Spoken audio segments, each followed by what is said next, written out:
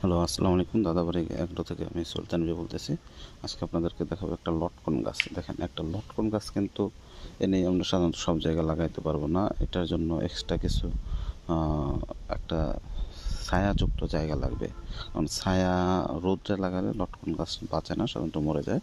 এজন্য ছায়াযুক্ত জায়গায় লটকন গাছ লাগালে সেটাই ফল আসবে এবং গাছটাও বড় হবে আস্তে আস্তে। তাই আমাদের এই বাগানের মধ্যে সবথেকে ছায়াযুক্ত জায়গা এটা।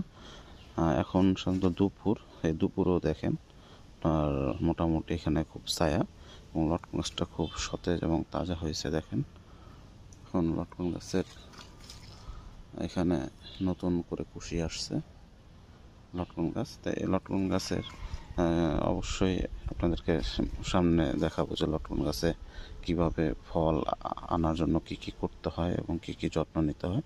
তাই অবশ্যই আপনারা লটকন গাছ লাগাইতে চাইলে লটকন গাছটা অবশ্যই একটা ছায়াযুক্ত জায়গায় লাগাবেন এবং গোবরের সার দিয়ে প্রথমে আপনার গোবরের সার দিয়ে 10 থেকে 15 দিন ঢেকে রাখবেন। তারপরে এখানে লটকন গাছ লাগাবেন। এরকম সতেজ এবং তাজা হবে এবং দ্রুত বৃদ্ধি পাবে গাছটি।